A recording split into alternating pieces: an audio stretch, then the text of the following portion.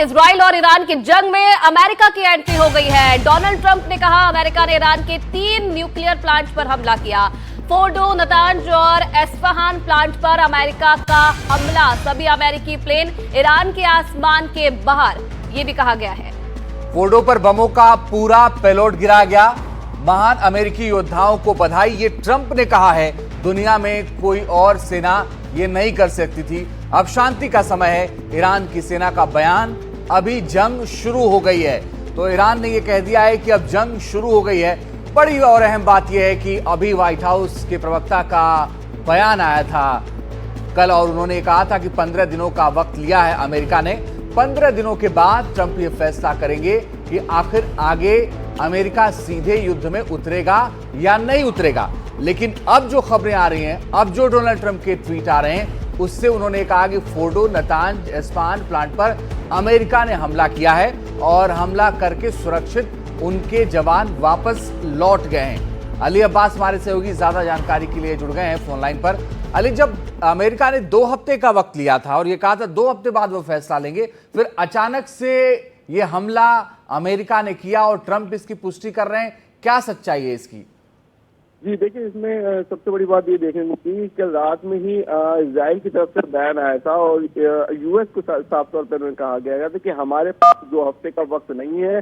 अगर आप नहीं हमारे साथ छोड़ सकते हैं तो हम खुद ही डायरेक्ट ही अटैक करेंगे इनकी न्यूक्लियर साइट पे। ये देखते हुए कि जबकि ट्रंप ने ऑलरेडी 2 हफ्ते का टाइम दिया है, वहीं आपको बता दूं जेडी वेंस जो वाइस प्रेसिडेंट है यूएस को, उन्होंने साफ तौर पे र्यूटर्स को इंटरव्यू के दौरान उन्होंने बताया है, र्यूटर्स ने रिपोर्ट की है कि वो साफ तौर पे कह रहे हैं कि हम यूएस जो है वो इस जंग में नहीं कूदना चाहता है, इजराइल उनको खींच रहा है। तो यानी उन जेडी वेंस तक का भी अभी बयान ये तक आया था कि वो खुद दूरी बनाए। लेकिन जिस तरीके से इजराइल ने साफ तौर पे कहा कि अगर यूएस नहीं आता है इस जंग में तो हम अकेले ही इस पर लड़ेंगे, और उसी के फौरन बाद ही देखने को मिला कि ट्रंप ने एक ट्वीट करते हुए कहा है कि हमने 3 जगह पे अटैक किया है। वहीं अभी तरीके से आईजीसी जो वहाँ की फोर्स है, उन्होंने साफ तौर पर कहा है कि वॉर अब शुरू हो चुकी है, लेकिन अब देखना होगा कि कितना नुकसान अभी वहाँ पे हुआ है, क्योंकि अभी तक ये नई खबर आई कि ज्यादा नुकसान की खबर सामने ईरान से नहीं आ रही अली। क्योंकि देखिए इस यहाँ पर बयान को भी देखना होगा। ट्रंप के एक तरफ वो ये कह रहे हैं कि अब शांति का समय आ गया है, तो वहीं दूसरी तरफ ईरान अब ये कह रहा है कि अब जो युद्ध है, अब जो जंग है वो शुरू हो गई है।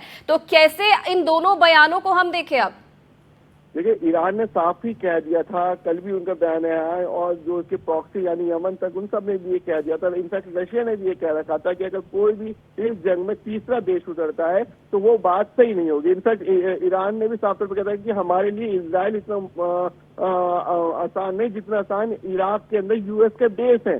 तो एक तरीके से पहले ही एक वार्न कर दिया गया था यूएस को भी और जो भी दूसरे देश हैं कि वो कोई भी इस जंग में ना गुजरे, क्योंकि आपको बता दूं यूएस बेस जो है इराक में वो बहुत ही करीब है ईरान से, और ईरान ने ऑलरेडी इससे वार्न यूएस को भी कर दिया था। लेकिन अब देखना होगा जिस तरीके से ये यूएस कह रहा है कि हमने पूरी तरीके से हमला कर दिया, हमसे बेहतर कोई नहीं है, तो ये अब देखना होगा कि ईरान इसका क्या कड़ा जवाब देता है, क्योंकि अब ईरान के पास पूरा ये जवाब देने का वक्त है, क्योंकि ईरान ने साफ तौर पर कह दिया कि हमने इस पे जवाब जरूर देंगे। अली बने रही, हम लौट रहे हैं आपके पास। और ये जो तस्वीर आप देख रहे हैं, ये उस एरोप्लेन की तस्वीर देख रहे हैं जिसको B-2 बॉम्बर कहा जाता है, और B-2 बॉम्बर अमेरिका का ही है। ये है फाइटर प्लेन, और इसके बारे में खासियत ये है कि ये रडार में नहीं आता, और दावा ये किया जा रहा है कि इसी B-2 बॉम्बर से अमेरिका ने वहां पर जो परमाणु ठिकाने हैं वहां पर बम गिराए। अली हमारे सहयोगी लगातार बने हुए। अली, क्या ये पहले इजराइल पहुंच गया था B-2 बॉम्बर, या फिर अमेरिका से पहले इजराइल पहुंचाया गया? फिर क्या रास्ता था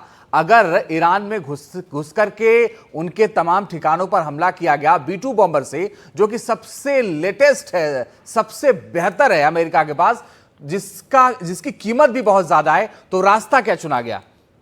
देखिए, रास्ते की बात करें तो आपको बता दें इराक में खुद एयरबेस जो है वो यूएस का ही है। इनफैक्ट अभी पाकिस्तान के ही मेंबर भी हैं, उन्होंने साफ तौर पे अपनी सरकार पे ये आरोप लगाया है कि पाकिस्तान सरकार खुद एयर स्पेस दे रही है अमेरिका को। तो अब ये नहीं कहा जा सकता कि वो इजराइल से आया होगा, क्योंकि ईरान के चारों तरफ देखा जाए, चाहे अफगानिस्तान की बात करें हम, टर्की की बात करें हम, अजरबैजान की बात करें, वहाँ हर जगह पे यूएस के बेस बने हुए हैं ऑलरेडी, और ईरान तक पहुंचने के लिए यूएस बेस उसके चारों तरफ है। तो कहीं से भी ये आ सकता है, क्योंकि जो उसकी रडार है वो पता नहीं चलती है कि कहाँ पर है। और तो इजीली जो इजराइल से नाते हुए जो चारों तरफ जिस तरीके ईरान के घिरा हुआ है और ईरान के आसपास के बेस बने हैं, वहां से ये जरूर ये आया होगा।